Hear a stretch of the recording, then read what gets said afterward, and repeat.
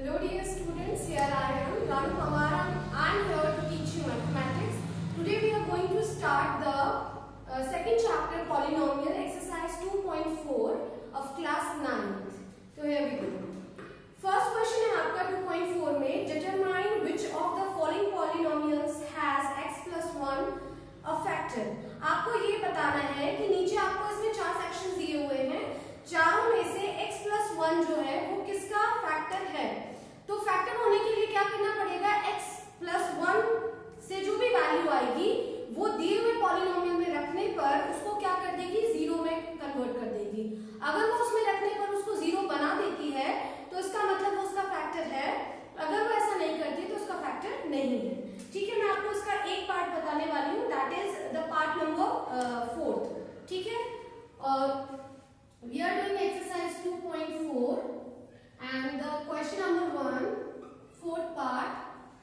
ठीक है, आपका पार्ट है x cube minus X square minus 2 plus root 2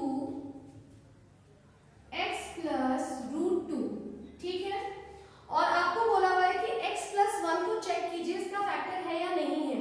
तो आप क्या करेंगे, सबसे पहले आप x प्लस 1 को क्या कर देंगे, जीरो के इक्वल लिख देंगे। ठीक है, यहां से आप क्या कर देंगे, x की वैल्यू निकाल लेंगे। ठीक है, अब इस वैल्यू को आप क्या करेंगे, दिए हुए पॉलिनोमियल में क्या कर देंगे, प्लेस कर देंगे। ठीक है, आप लिखेंगे putting the value of x in given polynomial। ठीक है, दिए हुए पॉलिनोमियल में आप क्या कीजिए, इस वैल्यू को प्लेस कर दीजिए।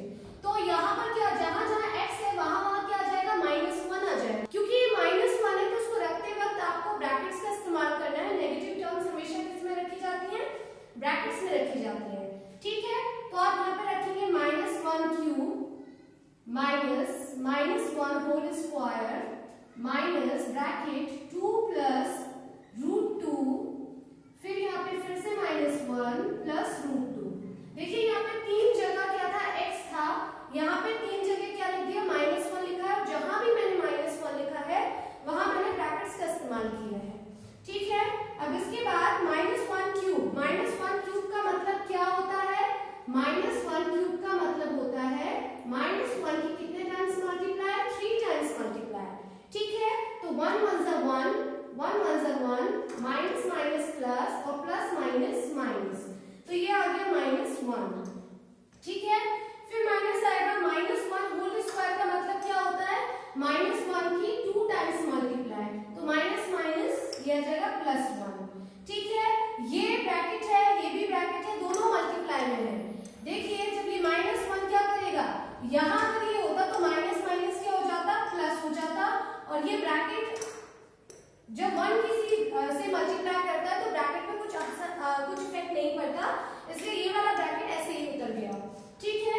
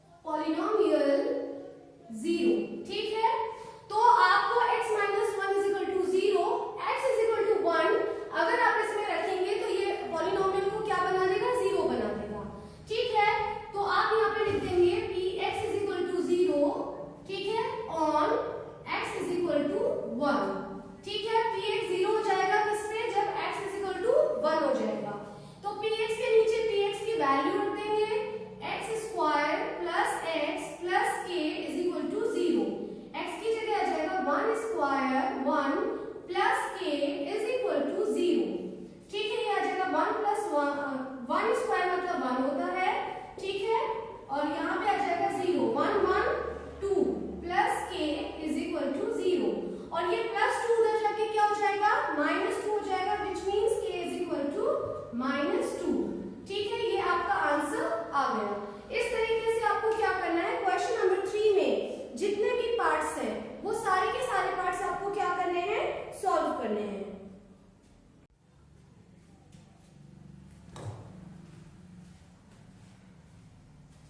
देखिए इस क्वेश्चन में आपको अगला जो क्वेश्चन बोला है, आपको फैक्टराइज करने के लिए कहा गया है, एक्सरसाइज का 4th क्वेश्चन। उससे पहले मैं आपको एक एग्जांपल से समझा देती हूँ कि किस तरीके से फैक्टराइज किया जाता है। ठीक है, सबसे पहले तो आपको आइडेंटिफाई करना आना चाहिए कि ये कौन सी टर्म है। इसका हाईएस्ट, इसमें जो डिग्री दिया हुआ है वो 2 है। डिग्री मतलब हाईएस्ट पावर आपको क्या दिखाई दे रही है, 2 है, और ये 1 वेरिएबल क्या है, इक्वेशन है। ठीक है, अब इसमें आप क्या, आपको फैक्टराइज करने का मतलब क्या है, इसमें आपको x के वैल्यूज निकालने हैं, ऐसे वैल्यूज जिनको अगर आप इसमें वापस रखेंगे x की जगह पर, तो वो इसको क्या बना देंगे, 0 बना देंगे। मतलब इसको पूरी तरह से वो क्या कर सकते हैं, डिवाइड कर सकते हैं।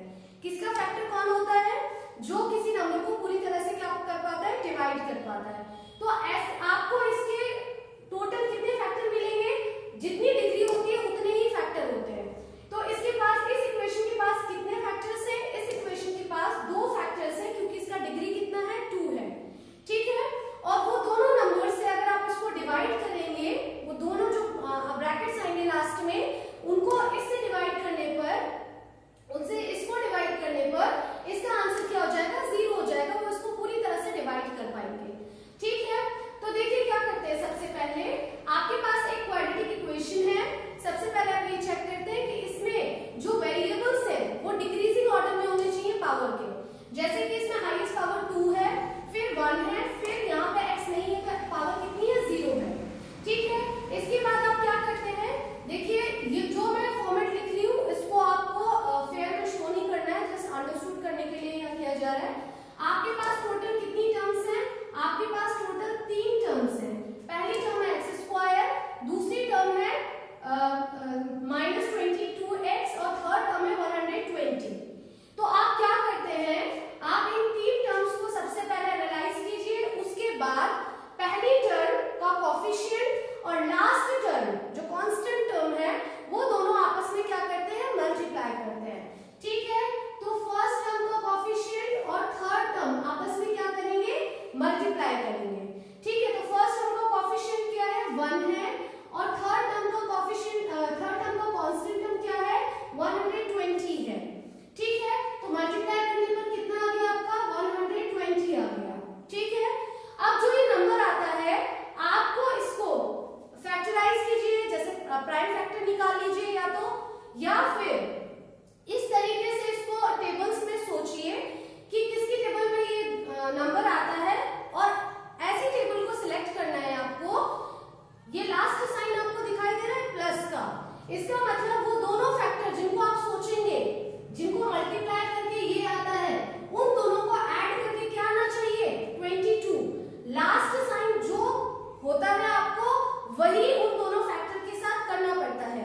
अगर ये माइनस का होता तो यहाँ पे जो 2 फैक्टर आएंगे उनको माइनस करके 22 आना चाहिए था, लेकिन ये लास्ट साइन प्लस है, तो दोनों फैक्टर्स को ऐड करके कितना आना चाहिए, 22 आना चाहिए। तो 122 के फैक्टर्स होते हैं 121 मल्टीप्लाई 120, लेकिन इन दोनों को ऐड करके 22 नहीं आएगा, तो 2 मल्टीप्लाई 60। ठीक है, 60 और 2 को भी ऐड करके नहीं 22 आ सकता। ठीक है, 3 मल्टीप्लाई 40। ठीक है, इन दोनों को ऐड करके भी 22 नहीं आ पाएगा। ठीक है, 4 मल्टीप्लाई 30, इन दोनों को ऐड करके भी 22 नहीं आएगा। इसके बाद अगला फैक्टर आप निकालिए, 6 मल्टीप्लाई 20। ठीक है, तो इन दोनों को ऐड करके क्या 22 आ रहा है, नहीं आ रहा है। ठीक है, इसके बाद अगला फैक्टर क्या है आपका,